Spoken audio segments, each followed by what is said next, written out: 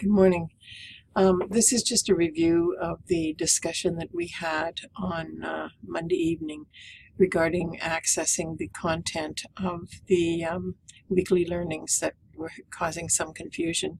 So I'm going to just review again the content of the assignments. So first of all, we're going to go to the assignments. And if we go back into the case studies of delirium and dementia, this was actually a quiz, and I wanted you to get the opportunity to see how the actual quiz works. And I'm going to just show you. Now this is just a preamble to the quiz, and this is how your quiz for your exam will be. Now we're having an exam in a couple of weeks. It's going to be on March the 18th, and your exam will have a discussion points here of how to run, how long it's going to take, how many attempts you'll have. You only have one attempt on the final test, and when you're ready, you're just going to press continue. And then you're going to have some discussions, answer each question in progress. It'll be multiple choice. It's definitely not going to be this many choices, but basically you're going to click the choices that you want, and then at the end of that you're going to press save the answer. And then you scroll on to your next question and you're going to save the answer. And then you're going to scroll on to the next question and you're going to save the answer. I'm not in any way trying to answer these questions. I'm just giving you an example. And then you read the next question, suspicions of abuse, and you are going to answer that question and then save the answer. And then you're going to answer the next one and save the answer, and so on and so forth. So there could be more than one answer, or there could be single answers. This particular one was fill in the blanks, and it didn't work well for you, and I'll work those glitches out. I probably won't have a fill in the blanks for you in your the test that really counts, so not to get too worried about that one. But if there was a fill in the blank, you would fill it in here and then save the answer. And so then basically we'll scroll down to the bottom, and then it'll say, and if just as a security measure, you're going to say save all answers, and you're going to say this site says all answer questions saved. So then you'll say yes, I want to save all questions. And then basically then you're going to save, and it says, look, some of them haven't answered some of these questions, so do you want to go back and do that?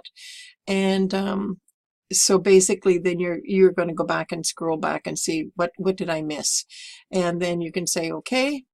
And then basically if you ignored that, then what you're going to find is that basically, and this is going to tell you, I had left this exam open, but you're going to see that it took you 119 hours to do this thing, and 31 minutes. And basically then then you're going to say okay, and then you're going to get the results. So you'll see that I only got 3 out of 13 because I really wasn't working on it. But basically then it'll tell you how many you got right and how many you got wrong. Okay, so it gives you almost instant return on what you got right and wrong, and it tells you which ones you got right and wrong, but it doesn't really give you the answers in your final exam and your final test. It won't give you the answers, but we will review them after the fact. So this was an example of an opportunity for you to actually see how the actual exams go and the online testing. So it was an experience for you. Okay. So that was the first thing I wanted to review with you. The second opportunity I wanted to talk about was the discussion board. And the discussion board was the one with Mr. and Mrs. Williams. And you click on that icon. So it looks pretty innocent, and I think most of you actually had the opportunity to do it. And so whenever you're wanting to look at what discussion, so remember, all of us will have different numbers in here. If you have not clicked on that particular item, so this is telling me, now I've actually unread, so I can say I didn't read some of these posts, but basically this is telling me there are 10 posts up there that I haven't read. I can actually eliminate those. So basically this is Samantha speaking to Tammy, and so basically this is, these are people talking to each other. And so you can click on these, you can reply to each other, but those little bubbles are simply telling you how many postings there that you yourself have not read. Okay, so that's only an indication of what you have not read, and you can alter that number yourself. Basically, you can mark it as read, or you can mark it as unread. Okay, so down here in the corner, this gives you an opportunity to say whether you read it or not. Okay, so that's what those little bubbles are. So we'll go back up to the top, and we'll go back to the discussion board, which is over here. And so that's what that's about. So there's a total of 4 participants working on this particular one. So then when we want to go into the discussion board, that was sort of the preamble, and then the number of questions about numbers, this number 1. There are 2 postings right at the current time. There's Samantha and Casey.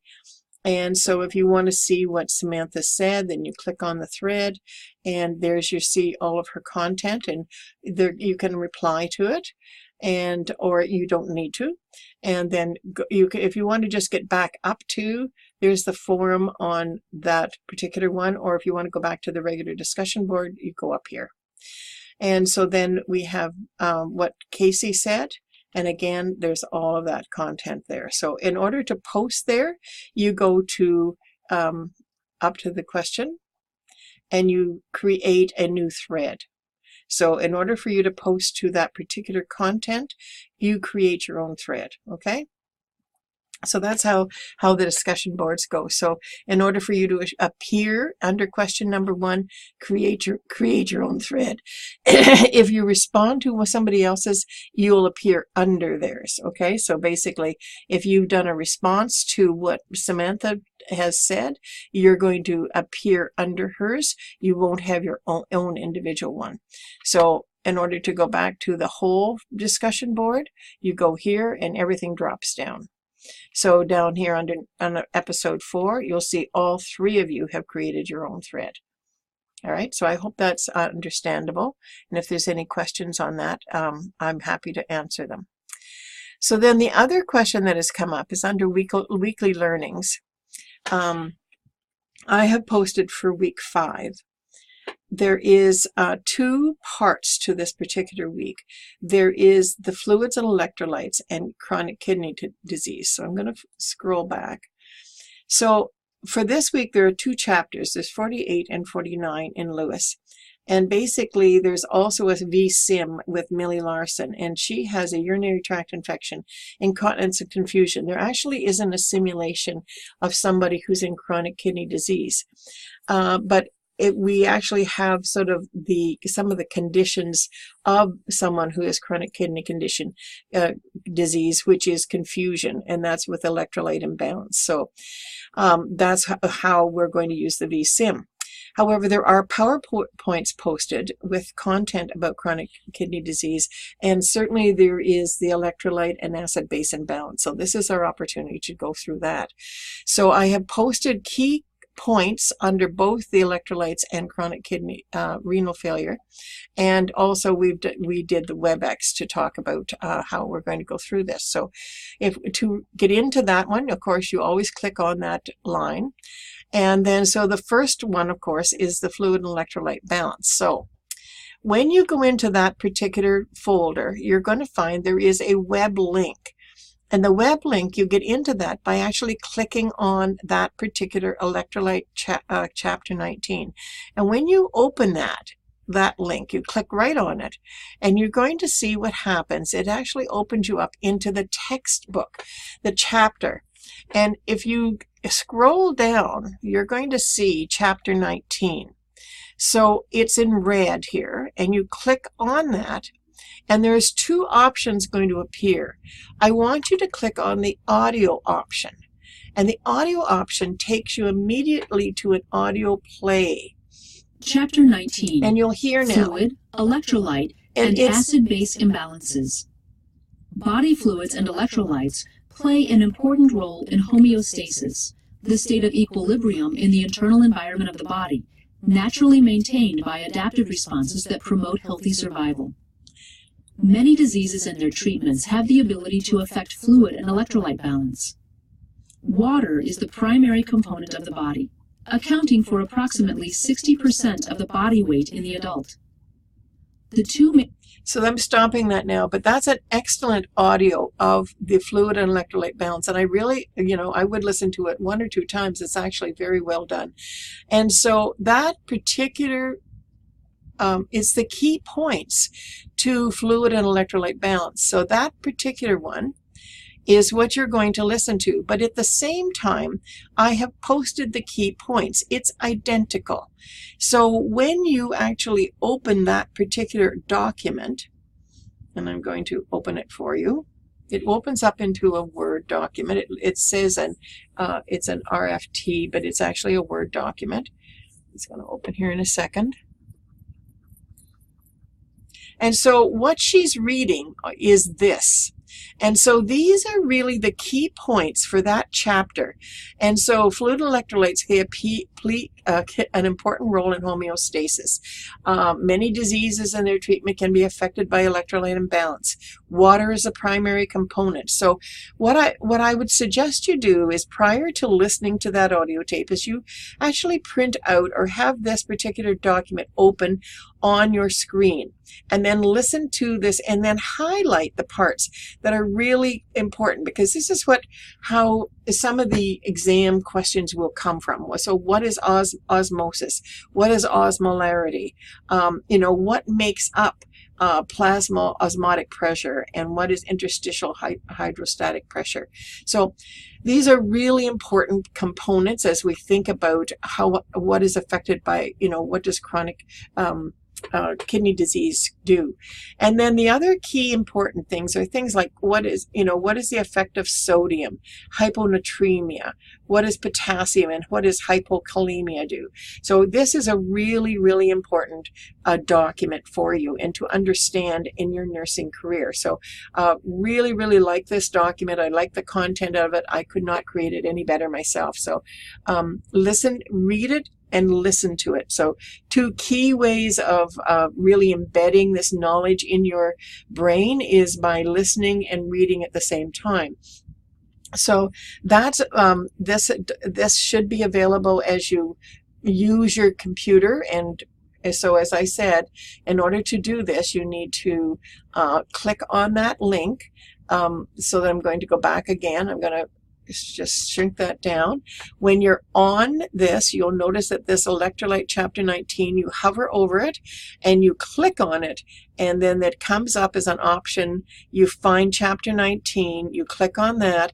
There's an option to audio or download. You don't want to download, you just want to click on the audio.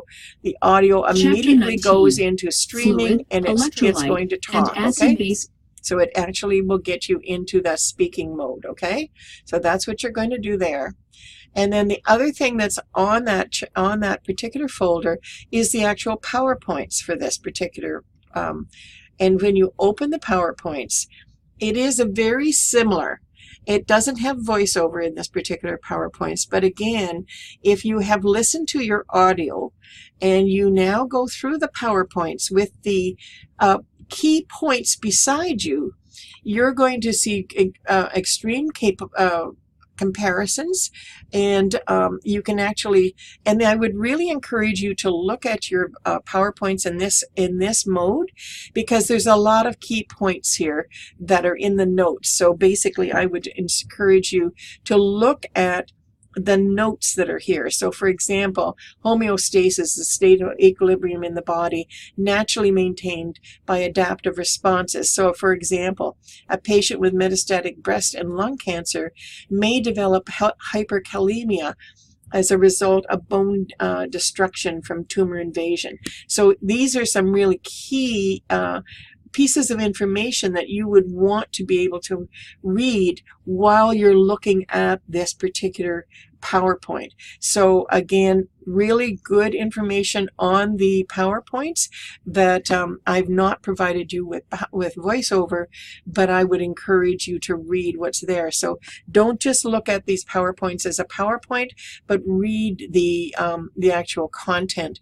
And as you see under each one of them, I have some written information, and I could do this as VoiceOver, but I think after hearing the VoiceOver or the actual audio from the key points, I think you're going to find the content.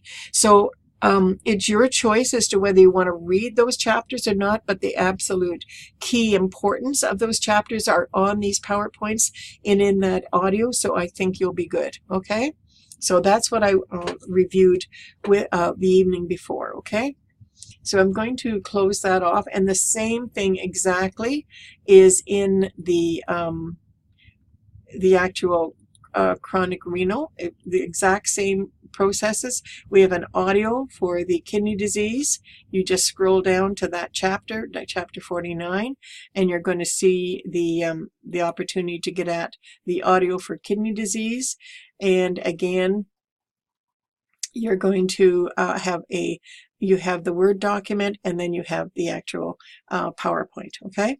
So those things are available for you to review this week. The other thing that I want you to remember is that next week we are actually going to be doing diabetes, and what the actual schedule tells us for diabetes for this week coming is that we actually have a quiz. The quiz is going to be on this Monday. So if we go look at our course schedule that we have booked, we're actually doing I'm going to be posting the quiz on Monday following next week.